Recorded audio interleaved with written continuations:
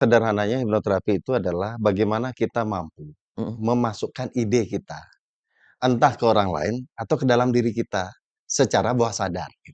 Dihipnoterapi Hmm, oleh profesional hmm. dengan saya yang rutin melakukan meditasi, sebenarnya itu proses pikiran sama atau tidak, Pak Surya?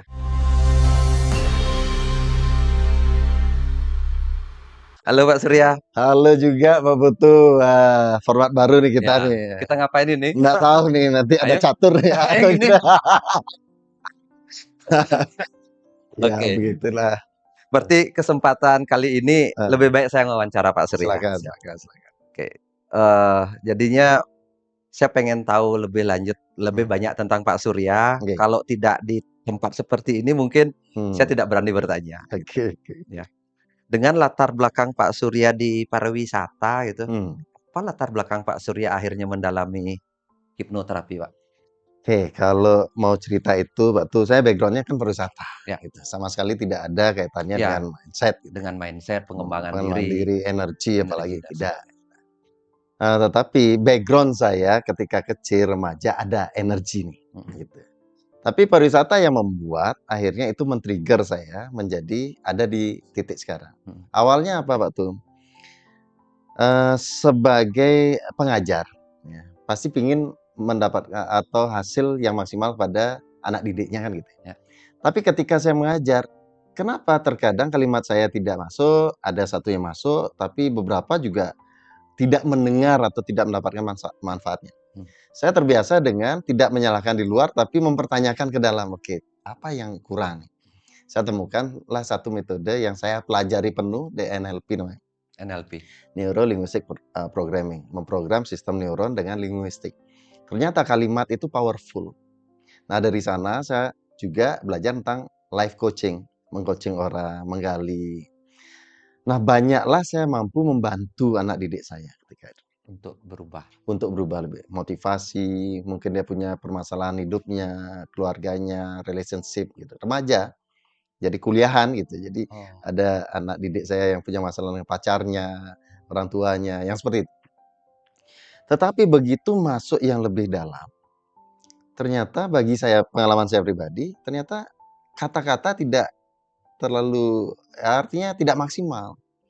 Ada beberapa trauma-trauma yang juga memerlukan hal lain gitu. mhm. Nah, belajarlah saya, hipnosis waktu sampai sekarang ini sebagai instruktur yang juga, membuat workshop terkait dengan itu. Nah, di sana ternyata juga luar biasa perbedaannya menggunakan metode hipnosis itu, Ya, dan akhirnya beberapa trauma terselesaikan di sana awalnya. Ketika itu mulai, kan mau tidak mau itu jam terbang, ya. ya. Puluhan tahun saya menjalani secara tidak sadar itu adalah jam terbang yang terus saya lakukan hampir setiap harinya, bertemu dengan anak didik yang konseling punya masalah. Nah, sampai ada satu saat yang mungkin saya pernah cerita, yang mungkin saya perlu ceritakan sekarang. Di hipnosis ada namanya terkait dengan mesmer dan itu energi, karena background saya energi dulu, Pak, Ya, tuh. ya, Ya belajar tenaga dalam, segala macam. Yang saya tahu energi ketika saya umur 4 atau kelas 4 SD. ya. Saya kaget dengan satu, benda yang saya anggap, "Apa ini?" Gitu. Tiba-tiba aja Pak tuh saya yakin sudah mengalami hal yang sama, tiba-tiba kok kayak kayak megang magnet gitu. Iya. Ya kita yang, kelas 4 SD bingung juga, "Apa ini?" Gitu. Nah, di sana ketertarikan. Jadilah puzzle-puzzle, Pak, tuh. Ya. Jadilah puzzle-puzzle. Beberapa pengobatan saya lakukan juga energi. Tetapi begitu bicara energi, yang orang melihatnya seperti gimana ya, ada gerakan segala macam.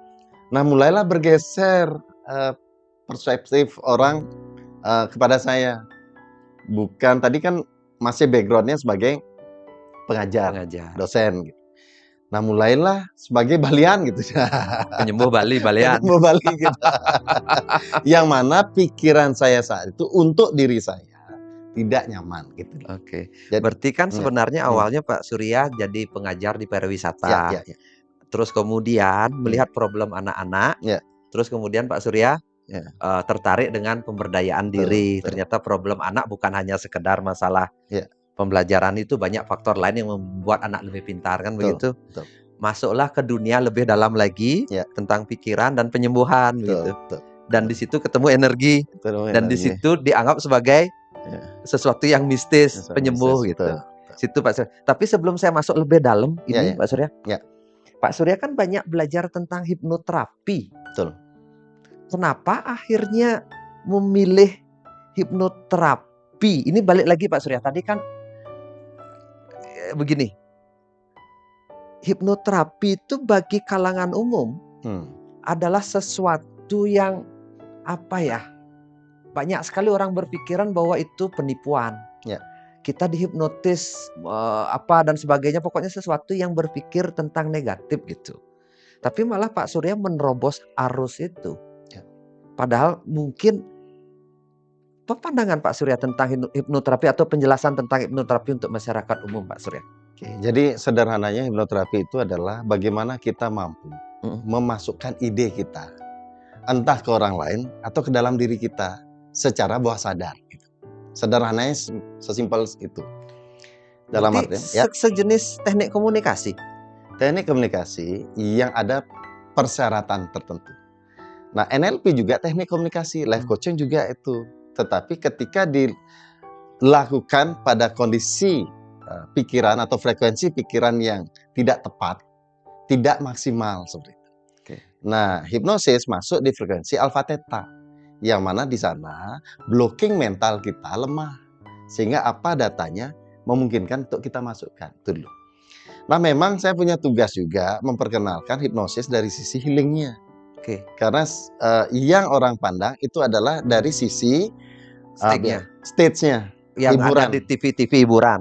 Menjatuhkan orang, mengerjain orang, kayak gitu. Jadi hal itu memang dalam hipnosis bisa dilakukan. Tetapi yang namanya panggung hiburan, mau itu settingan atau tidak, itu enggak peduli. Yang penting orang senang lihatnya atau nontonnya gitu. Tapi Pak Surya mengambil ranah untuk penyembuhan. Betul. Ranah berbagai penyembuhan. problem penyakit. Seperti itu. Nah, ketika di ranah penyembuhan, karena itu pasal-pasal. Profesional lah saya di hipnoterapis. Sebagai hipnoterapis, saya menemukan lagi satu, inilah kesadaran naik turun ya. Dan kesadaran itu seperti orang katakan berlapis-lapis gitu. Nah, ternyata yang dulu saya pikirkan bahwa oke, ini kaitannya hanya pikiran saja gitu. Itu energi barang yang agak terpisah. Ternyata tidak terkait lagi. Beberapa orang yang melakukan proses pengobatan di pikirannya, tetapi ketika dia tidak menggerakkan energinya, akan berbalik lagi. Misalnya, ada nggak perbedaan antara kita dihipnoterapi oleh profesional dengan saya yang rutin melakukan meditasi? Sebenarnya itu proses pikiran sama atau tidak Pak Surya? Saya kan praktisi lah. Saya rutin melakukan meditasi dengan vibrasi positif dalam pikiran saya, mengulang kata-kata positif, baik berupa mantra, mengikuti aliran nafas misalnya, gitu. Menurut pandangan hipnoterapi, apakah itu bagian dari proses hipnosis untuk diri saya sendiri atau itu sesuatu ranah spiritual yang berbeda, Pak Surya? Oke. Tentu kalau dari proses penyebutannya, orang boleh menyebut apa saja. Boleh meditasi, boleh healing atau apapun, atau self hypnosis, boleh-boleh saja. Tapi tentu kita lihatnya dari apa yang dilakukan dan tujuannya apa. Nah, self hypnosis, kalau itu perspektif saya sebagai hipnoterapis, self hypnosis itu tentu sangat bagus dilakukan untuk apa? Untuk mencegah, gitu deh. Mencegah. Mengobatinya bisa. Tetapi hal-hal yang mungkin saja tidak terlalu berat. Contoh begini deh.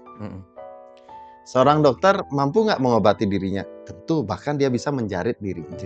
Tetapi ketika itu membutuhkan bedah yang di dalam, dia memerlukan orang lain. Gitu. Jadi hipnosis juga sama. Untuk hal-hal yang mungkin tidak terlalu dalam, itu bisa dilakukan. Merilis bisa. Tapi ketika traumatik, yang nantinya itu bahkan menimbulkan namanya luka, Pak Putu. Dan dia tidak tahu lukanya di mana. Betul, tidak tahu lukanya di mana. Nah, ketika kita mencoba mencari bahkan menyentuhnya, selayaknya luka fisik, itu reaksi kita bisa macam-macam. Oke. Nah, luka mental pun hati-hati ketika mau menyentuhnya. Saran saya ketika itu kita merasa bahwa itu lukanya sudah, seseorang secara alami pasti mencoba menyembuhkan diri. Tapi ketika tidak mampu, mungkin ada orang lain yang membantu proses itu lebih cepat. Nah, ketika menyentuh luka itu, saya dalam proses terapi itu banyak hal yang terjadi. Ada reaksi macam-macam, ada keluar jeritan, ada gerakan macam-macam. Nah, bayangkan kalau itu terjadi dan tidak ada yang mendampingi. Bagaimana reaksi ke tubuh dengan benturannya, dengan persepsi orang ini, ngapain dia teriak-teriak. Nah, itu dia. Jadi hal-hal yang sederhana, tidak terlalu reaktif, tentu kita bisa lakukan sendiri. Tapi kita harus sadar diri, ada hal yang mungkin saja kita belum mampu lakukan sendiri, membutuhkan orang lain. Seperti itu. Dibutuhkan. Pertanyaannya, kapan orang harus datang ke tempat hipnoterapi seperti Pak Surya ini? Kapan dia butuh bantuan orang lain untuk menyembuhkan problem atas dirinya sendiri, Pak Surya? Kalau saya mau buat kesadaran bahwa dia yang harus menyadari dirinya. Dia harus menyadari dirinya, tentu begini. Ada niat dan usaha. Ada niat dan usaha. Tentu ada hasil. Tapi ketika niat, usaha sudah lakukan, hasilnya tidak berubah-ubah, berarti ada hal yang harus dirubah. Gitu. Karena ada orang mengatakan jangan pernah pingin sesuatu hasil yang berbeda tanpa merubah cara yang berbeda atau menggunakan cara yang berbeda. Nah, ketika orang punya permasalahan diri, secara otomatis dia akan melakukan proses penyembuhan diri sendiri kok. Ya. Tapi kalau itu belum mampu dilakukan, disadari, harus segera dilakukan. Nah, karena note-nya begini Pak Putu. Biasanya orang akan lebih concern ketika dia terluka secara fisik. Ya. Nah, bayangkan ketika luka fisik itu dibiarkan. Ya. Itu akan menimbulkan luka lainnya. Ya. Infeksi, lain sebagainya gitu. Sama dengan mental. Sadari ketika, oke, saya kemarin kok gini. Apalagi itu sudah berlarut-larut. Kita mendapatkan trauma, baik bullying secara fisik, baik bullying secara verbal. Nah, itu dibiarkan terus. Nah, tentu akan berefek terhadap hal-hal lainnya.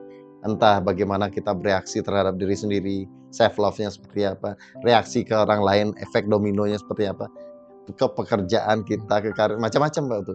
Sehingga apa? Lagi bahwa ketika dia mampu menyembuhkan, tentu boleh saja tidak kepada terapisnya. Tapi ketika belum mampu, segera ya untuk. Dari pengalaman Pak Surya, orang-orang yang datang ke tempatnya Pak Surya untuk minta bantuan untuk diterapi menyelesaikan problemnya itu, rata-rata mereka membawa permasalahan apa Pak Surya? Oke, masalah kesehatan kah? Masalah misalnya trauma masa lalu, atau malah ada masalah yang sedang lagi dihadapi, atau coba kasih saya bayangan orang yang biasanya datang ke tempatnya Pak Surya. Sebetulnya kompleks Pak Putu gitu. Ada baik secara fisiknya. Ada orang sakit fisik datang? Ada sakit fisik. Karena apa? Dari sakit fisiknya, dia mempunyai kecemasan berlebih gitu. Oke. Jadi dia datang dengan menyadari, saya punya sakit. Saya punya sakit. Tapi ketika saya mengetahui sakit saya, sekarang saya tidak berani kemana-mana. Oke. Tidak bersosialisasi gitu. Nah, jadi poinnya adalah dia menyadari, tapi juga menyadari efek dari sakitnya itu pengaruh ke mentalnya. Oke. Nah, ada yang murni di mental. Contoh murni di mental ya fobia tertentu, trauma. Dan lucunya fobia itu spesifik Pak Putu. Trauma sama trauma macam-macam. Banyak. Kalau hal. Fobia juga macam-macam. Dalam artian begini. Contoh, ada yang spesifik saya juga pernah sampaikan. Misal, ada orang yang tidak berani terbang. Naik pesawat. Ya. Tapi spesifik maskapai tertentu. Lucu sekali. Saya pun kadang-kadang was-was naik pesawat. Betul. Kan wajar itu Pak Surya. Betul. Di sanalah kita harus mengerti apa yang disebut cemas, apa yang disebut khawatir, apa yang disebut trauma, apa itu fobia gitu. Oke. Beda-beda gitu. Dan takut lagi satu. Oke. Takut adalah sesuatu yang kita hadapi. Ada bentuk ya. Khawatir itu adalah sesuatu yang kita tidak hadapi. Tar. Kapan disebut sakit ya? Saya tanya dulu. Ketika saya naik gunung, saya takut kok sama ketinggian, tapi saya naik gunung. Ketika naik pesawat, saya pikir kalau jatuh ini pesawat mati saya, tapi saya tetap naik pesawat. Saya menganggap diri saya tidak sakit karena itu sesuatu yang wajar, gitu kan. Tanpa ada ketakutan ya bisa saya mati naik gunung saya nyemplung. Kalau saya terjun ke jurang saya tidak takut ya mati saya. Itu kan mekanisme proteksi diri sebenarnya. Bahkan itu adalah mekanisme terbaik untuk bertahan hidup. Ya itu, proteksi diri atau bertahan hidup Ya, itu. ya. Tapi kapan disebut sakit? Ketika sudah mengganggu apa Pak Surya? Oke. Jadi semua hal di dalam diri kita, emosi semua baik. Ya, berarti semua sebenarnya fungsinya baik niatnya. Bahkan saya sering mengatakan trauma diciptakan oleh tubuh, fungsinya apa? Positif atau negatif? Hampir sebagian besar menjawabnya negatif. Ya, karena ya siapa pernah bilang bahwa oh bagus ya trauma gitu kan? Nggak begitu. Orang mengkonsepkan bahwa trauma itu negatif.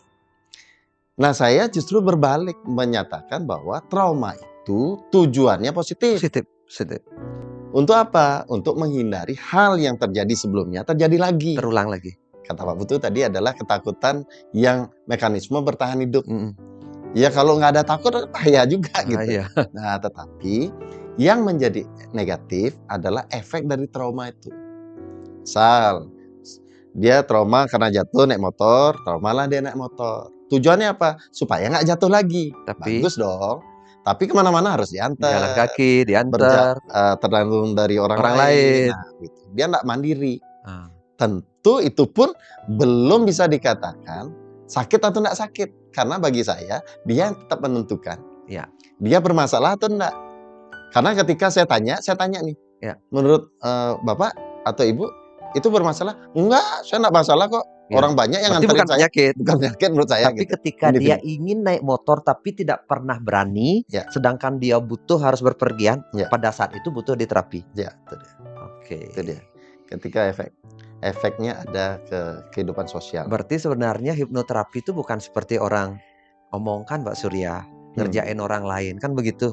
Adalah sebuah terapi untuk membantu orang lain untuk menyembuhkan baik secara fisik, mental maupun pikiran, kan begitu Pak Surya ya. Terutama punya trauma-trauma dan sebagainya.